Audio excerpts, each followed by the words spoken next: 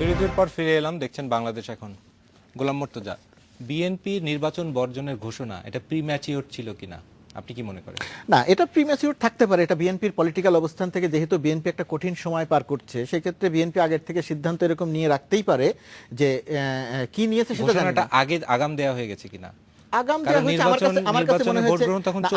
আমার কাছে মনে হয়েছে যে পর্যায়ে গিয়ে বিএনপি এই ঘোষণাটি দিয়েছে, তখন তো এই কেন্দ্র দখল, বিএনপির লোকজনদের বের করে দেয়া কেন্দ্রিক ঘটনাগুলো তার কিছু আগে ঘটেছে, তখনও ঘটছে। আমার কাছে মনে হয়েছে বিএনপি যদি আরো একটু পরে ঘোষণাটা দিত, যদি সরে আসার ঘোষণাই দিতে চায়, সেটা যদি দিত আরো পরে দিলে বিএনপির জন্য কিছুটা আরেকটু ভালো হতো। আরেকটা জিনিস বিএনপির উচিত ছিল, বিএনপির অবস্থান থেকে, যে বিএনপি মেয়র থেকে সরে আসলো, তাদের সমর্থিত যে কাউন্সিলর প্রার্থী ছিল তাদের কাছে তারা কোনো মেসেজ দিল না। বিএনপির যারা ভোটার, আমাদের এখানে দেখা যায় যে ভোটারের একটা বড় অংশ ভোট দিতে যায় দুপুরের খাওয়া দাওয়ার পরে।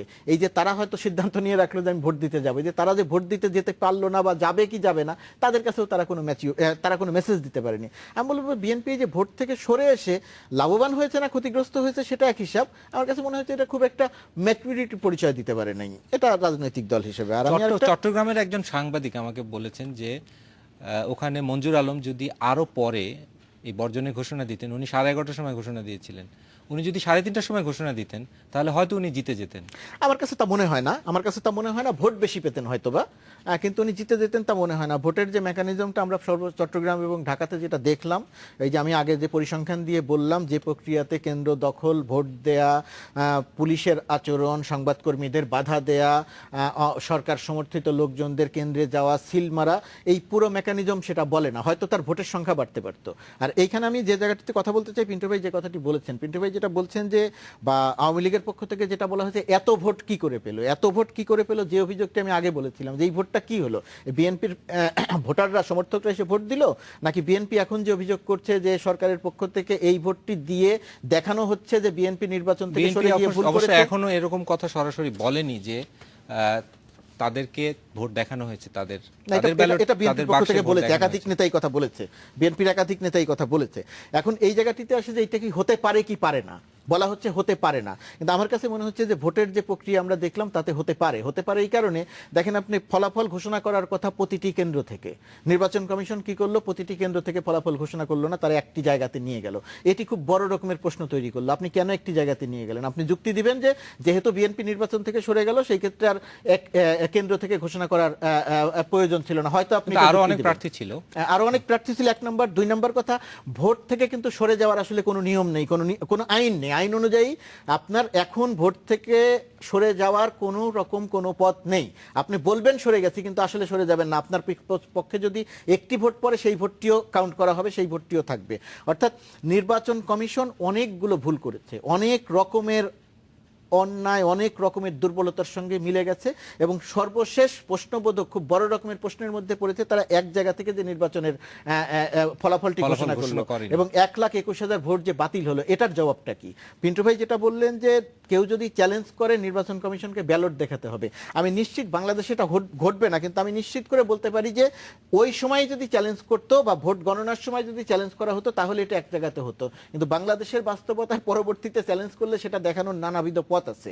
এখন আমার সর্বশেষ এই জায়গাটিতে বক্তব্য যেটা, যে আমরা একটা সুষ্ঠু নির্বাচন চেয়েছিলাম, আমরা দেখতে চেয়েছিলাম যে দলীয় সরকারের অধীনেও একটা সুষ্ঠু গ্রহণযোগ্য নির্বাচন হয়। টুকটাক অভিযোগ থাকে, সিটি কর্পোরেশনের আগের 5টি সিটি কর্পোরেশনের নির্বাচনে সেটা প্রমাণ হয়েছিল, এর আগে 2-1টি উপনির্বাচনেও সেটি প্রমাণ হয়েছে, উপজেলা নির্বাচনের পুরোটা প্রমাণ না হলেও প্রথম 2 ধাপে প্রমাণ হয়েছিল।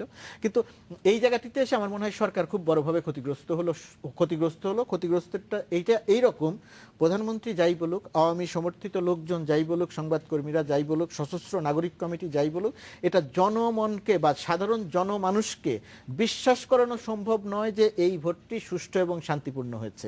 বিশ্বাস করানো সম্ভব নয় যে এই ভোটটি উৎসবমুখর পরিবেশে হয়েছে। মানুষের পক্ষে এটাই বিশ্বাস ভিতরে জন্মে গেল যে এই ভোটটি সুষ্ঠু হয়নি, এই ভোটটি কারচুপি মুক্তভাবে হয়নি। আমার কাছে মনে হলো যে এইটা থেকে আওয়ামী লীগ বিজয়ী হলো, 3টি সিটি কর্পোরেশন তাদের আওতায় তাদের থাকলো, দখলে থাকলো, কিন্তু এইটা দিয়ে আওয়ামী লীগের রাজনীতির খুব বড় কোনো ইতিবাচক ঘটনা ঘটলো না। ধরেন আমি যদি তর্কের খাতিরে ধরে নেই যে এই 3টি আসনে আওয়ামী লীগ পরাজিত হয়ে যেত, আগের 5টি আসনে পরাজিত হয়ে গেছে। তাহলে আওয়ামী লীগের রাজনীতির কি এমন ঘটনা ঘটতো? আমাদের কোনো মেয়র কি তার নিজস্ব কোনো ক্ষমতা আছে? তার কি কোনো উৎস আছে যে সে এককভাবে সরকারের কোনো সমর্থন না নিয়ে সরকারের কাছে দাঙ্গা হাঙ্গামা করে সরকারকে বিপদে ফেলে মেয়র তার মতো করে কাজ করবেন?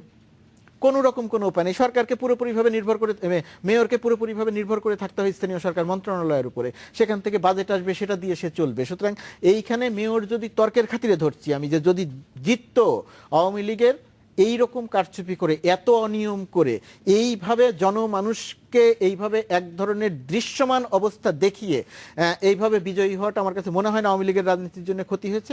সবচেয়ে বড় ক্ষতি হয়েছে এইভাবে এক ধরনের দৃশ্যমান অবস্থা দেখিয়ে এইভাবে বিজয়ী হওয়াটা আমার কাছে মনে হয় না আওয়ামী লীগের রাজনীতির জন্য ক্ষতি হয়েছে।